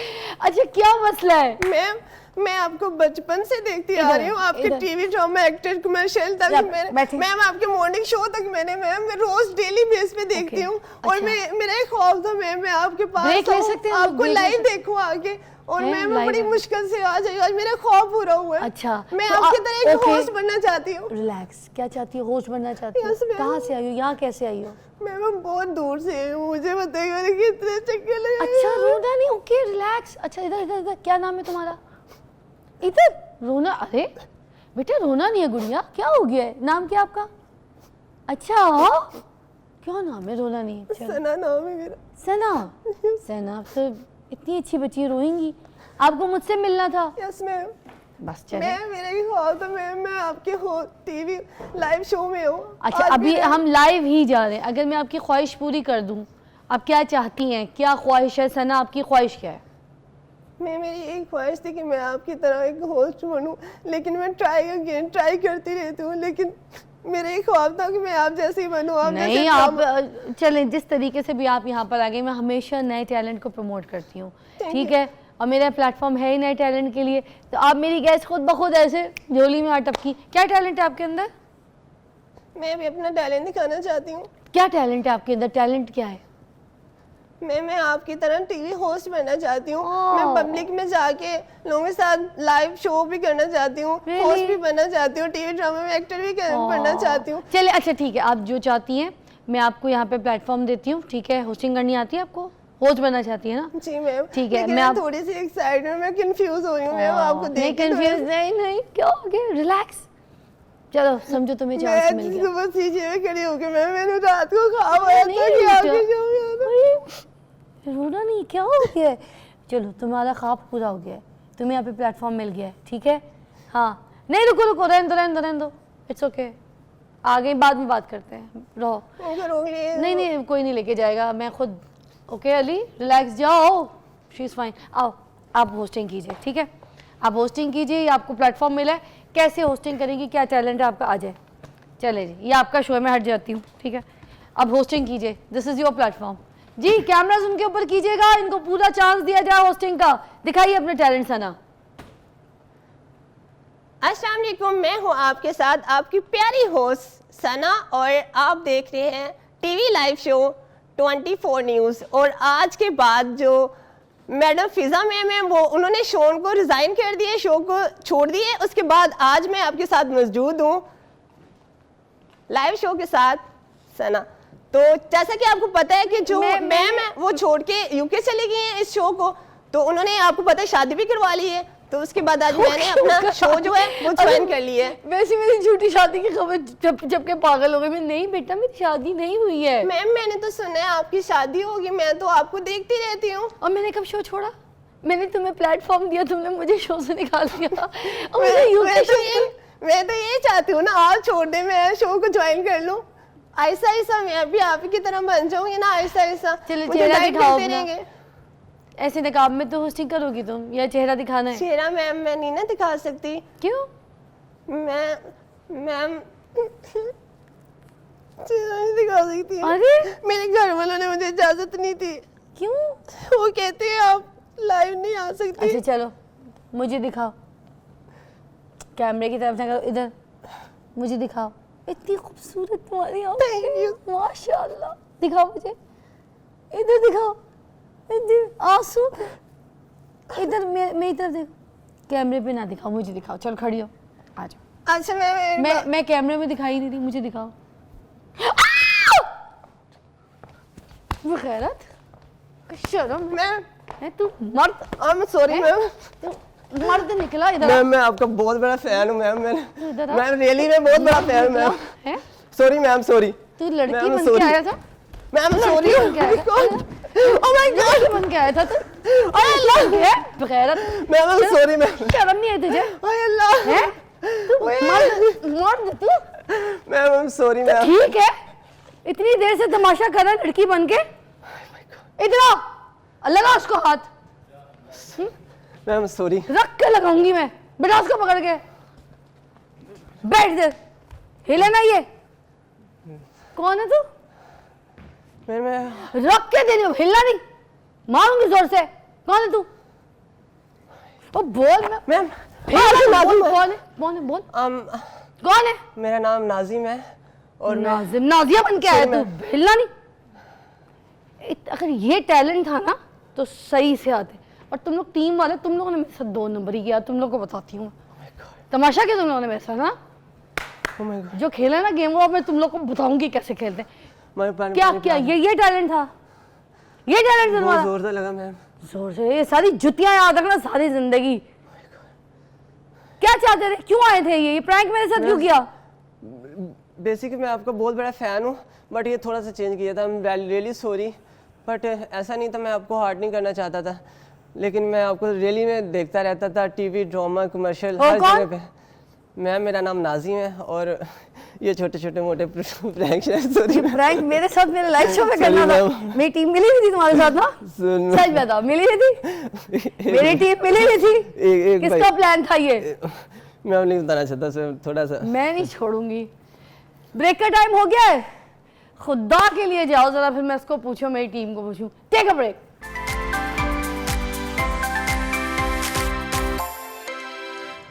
Welcome back, you watching morning with Fiza और नाज़रीन। मेरे साथ आज प्रैंक हो गया लाइव और मेरी पूरी टीम मुलव्वस थी और इस लड़के के साथ मिलके ये प्रैंक लाइव गया है और मैं इस चीज़ को कभी नहीं भूलूंगी और मैं इसका बदला भी लूँगी इनसे, मगर ऑफ द कैमरा, क्योंकि उन्होंने मेरे साथ कैमरे के सामने ये सब कुछ किया है। उनको तो मैं पूछूंगी। ये बताओ, वैसे प्रैंक अच्छा था, बुरा नहीं लेकिन लगा? आपने उनका बदला तो मुझसे लिया ना। पता है कितना जूता मुझे जोर से लगा है, अभी तक मेरे पेन हो रहा है, इधर भी कमर में और इधर बाजू में भी। नहीं तो मैं तुम्हें लड़की समझ के, कितना प्यार, कितना लिहाज, तुम्हारा ख्याल, और तुमने आगे से। लेकिन उसके बगैर मैं आपको मिल भी तो नहीं ना सकती थी। अच्छा। यही तो तरीका था एक मिलने का। ए मरे, अब तो सही बोलो। अच्छा ये बताओ, ये जो प्रैंक करती हो मोस्टली लोगों के साथ, फिर वो मतलब करते हो तो फिर ये कितना कोई कमा लेते हो, कितने पैसे आ जाते हो, तुम कितनों को बेवकूफ़ बना चुके हो? इस चैलेंज से क्या करते हो? कमाना तो नहीं होता, यहाँ पे यही है कि अगर कोई बंदा कॉल कर रहा होता है तो अगर उनसे कोई बातचीत होती है, ठीक है, तो एक्चुअली हर लड़की में एटीट्यूड होता है। एटीट्यूड ना दिखाएंगे तो पैसा कौन सेंड करेगा, ठीक है, बात ना करेंगे तो फिर ही पैसा आएगा। हम लड़की डिफरेंट तरीके होते हैं। आप अपने ड्रिप लगा के स्टेटस लगा सकती हैं कि यार मैं बीमार हूँ, ठीक, उनको समझ आ जाती है कि यार नीड है, पैसे क्या हो सकता है, फिर अगला बंदा अमाउंट बड़ी सेंड करेगा। ऐसे तो इजी, अगर इजी लोड ही करवाना है तो वो ज़्यादा से ज़्यादा कितने 500 का कर देगा। तो कैश मंगवाओ ना, कैश। अभी तक और क्या तरीके, ड्रिप लगा के स्टेटस लगा दो और तरीके। ईद, तो लोगों से पैसे इस तरह ठग लेते बड़ी हो। ईद आती है, छोटी ईद आती है, क्योंकि उसमें भी आपको पता है लड़कियों ने ज्वेलरीज लेनी होती है, कॉस्मेटिक्स का जो सामान लेना होता है, वो कहाँ से लेना है? तो वही थी कैश। पता है लड़की, मैंने तो पहनना नहीं है, तो वो कैश, बटन कैश। लगते थे। और एक मेरा दोस्त था, उसका आगे से दोस्त था, वो उसको रोज़ तरले करता था कि यार किसी लड़की का नंबर दो, किसी, मैं तो सर्दियों से, कई सदियों से मतलब सिंगल हूँ, मेरे पास किसी लड़की का नंबर नहीं है। तो उसने थक हार के ना, तो उसने कहा यार नाजिम तेरी मेहरबानी, उसने भी उसको नंबर 2000 का दिया, 2000 का उस बंदे को, उस वो जो दोस्त का पहले दोस्त उसको ठगा, उसको ठगा, कहते यार मुझसे पैसे ले लो तो मुझे ना किसी लड़की का नंबर दे दो। तो वो मुझे, फिर वो मेरा दोस्त था, उसने कहा यार आपकी मेहरबानी, लड़की की तरह इसकी तरह बातचीत कर लिए कर, पैसा तुम्हें बहुत खिलाएगा। मैं कहा नहीं यार मेरे पास इतना टाइम, मैं ऑलरेडी शूट वगैरह करता हूँ। कहता नहीं यार आपकी मेहरबानी, मेरी खातर कर ले। तो सबसे पहले उसकी कॉल आई, तो मैंने हेलो अस्सलाम वालेकुम उनके, मैं बातचीत की ना थोड़ी बहुत ही, ठीक है, तो आपका ना ऐसे ऐसे मुझे नंबर दिया। वो कह रहे बड़ी, वो क्या आवाज़ है आपकी, सबसे पहले तो ठीक है, बड़ी क्यूट आवाज़ है, तो आपका मुझे नंबर ऐसे ऐसे दिया दोस्त ने, तो आपसे बातचीत। मैंने कहा सॉरी मैं इतना, मेरा स्टैंडर्ड लो नहीं है कि मैं आपसे बात करूँ। तो कहता सॉरी मैं समझ, पिंड थाने लोग होंगे ने, फिर ऐसी बात करते करते उनका टाइम पास करते अच्छा गेड़ा लगा लेते हो, अच्छा ठग लेते हो। मतलब अच्छी खासी महीने की इनकम हो जाती है तुम्हारी, लोगों को बेवकूफ बना के। अपने थोड़े खर्चे हैं, ऐसे थोड़ी है। महंगे महंगे मोबाइल रखे हुए तुमने है, या कोई मोबाइल भी लेके देता है? मोबाइल, अब जो बाहर के ममालिक के लोग हैं, यूके अमेरिका, वो भी बातचीत करते रहते हैं, तो वो डेफिनेटली मोबाइल के अलावा क्या लेके देख सकते हैं। अच्छा, सबसे अच्छी दिहाड़ी क्या लगती है जो इस तरह की? अभी तक कोई ऐसी लगी तो होगी, सबसे बड़ी दिहाड़ी कौन सी लगी होगी? किस बात के लिए, क्या गेड़ा लगाया? मुझे बहुत बैलेंस शेयर किया था, बहुत ज़्यादा। वो कहता बस, मुझे कहता था कि व्हाट्सएप पे वीडियो कॉल करो। मैंने कहा व्हाट्सएप पे वीडियो कॉल क्या, मैं भी तुम्हें ब्लॉग कर रही हूँ। कहता तू मैंने गल कर लिया कर थोड़ी जी, तो बट मैंने ब्लॉक ना करें, तो बट फिर क्या करें, फिर बातचीत थोड़ी तो वो बहुत कोई monthly तुम्हें भेजता है? मेरी आवाज़ में क्यूटनेस और मतलब मैं आपको क्या बताऊं, इतनी है कि अगला बंदा टोटली इम्प्रेस हो जाता है। तुम बंदे वैसे खुद लोगों पता को नहीं मशवरा चलता दे है दो पैसा कमाने का। जो घर बैठी है वहाँ में ना वैसे सुस्त काहिल मरी पड़ी है, वैसे भी मरी पड़ी है, वो औरत के नाम पे तो और मर जाएगी, तो फिर वही अच्छी खासी जगह। पैसे कितने को तुमने कमा लिए? सबसे बड़ी दिहाड़ी कौन सी लगाई थी? अमाउंट पे भी बताओ, ये चीज़ में बताओ। वो घर शर भी मिल गया क्या तुम्हें दिहाड़ी पे? मेरा जो गाड़ी अंकल है, शाड़ी बाइक? मेरा एक अंकल है, उसका आगे से दोस्त है, वो मेरा जो अंकल है ना वो होता है लंदन, ठीक है, तो उसका आगे से दोस्त है, उसने प्रैंक करवाया था मेरे साथ, लेकिन उसको बिल्कुल नहीं पता था, यकीन करें कि उससे मैंने एक मोबाइल लिया था। ये ऐसा होता है कि मैं कभी किसी से रैंडमली कभी ऐसा नहीं हुआ, ठीक है, होता है अगर थोड़ा सा रेफरेंस होता है तो लिंक्स होते हैं, तो उसके ज़रिए मामले प्रैंक कर लिया, फिर बाद में मैंने उनसे बीच में ये जो दोस्त वगैरह हैं तुमसे ये भी कमीशन मांगते हैं, एजेंट बन जाते हैं, हमने बंदा दिया था तो हमें हिस्सा दो। कमीशन तो ऑलरेडी उन्होंने खा ही लिए ना, अगर जिन्होंने मुझे नंबर दिया है पहले हमसे खा लिया, तुम ये कहते हो वो खत्म कहानी। वो खत्म। अच्छा। देखो वो मेरा दोस्त था, उस दोस्त ने अपने दोस्त को 2000 का मेरा नंबर दिया था कि ये लड़की का नंबर है, मैं आपको 2000 का प्रोवाइड तुम उससे ज्यादा उससे पैसा खा चुके होगे। अम्मी नहीं तुम्हें जुती लगाती हैं बकवास करते हुए? एक बहुत सारी। अच्छा, गुस्सा करती है अम्मी? बहुत तो जो definitely करती लड़कियों हैं। वाले जो गिफ्ट मिलते हैं वो अम्मी को दे देते हो, बहनों को दे देते हो क्या? गिफ्ट नहीं गिफ्ट नहीं मिलते? कैश। अभी क्या करते हो आजकल? मैम आजकल मैं प्रैंक शूट ही करता हूँ, और अब तो हर किसी को पता है मेरा कि मैं वीडियोस वगैरह बनाता हूँ टिकटॉक पे। फिर उसके पूरा बाद नाम क्या है आपका? मेरा नाम आरजे नाजिम ऑफिशियल के नाम और से आपका मेरी टिकटॉक भी इसी नाम से अकाउंट है? से ऑलरेडी जितने मेरे प्लेटफॉर्म है वो सारे इसी नाम से, और अल्हम्दुलिल्लाह तकरीबन दुनिया में हर कोने में मेरा नाम है, मुझे लोग जानते हैं। देखिए जी, बहुत प्यारा बच्चा है, आज मुझे यहाँ पे प्रैंक कर गया, तो टैलेंट में आपको तो ये समझा सकती हूँ कि टैलेंट है तो मुझ जैसी लड़की को प्रैंक कर गया, वरना मैं तो सामने वाले को फ़ौरन पहचान लेती हूँ।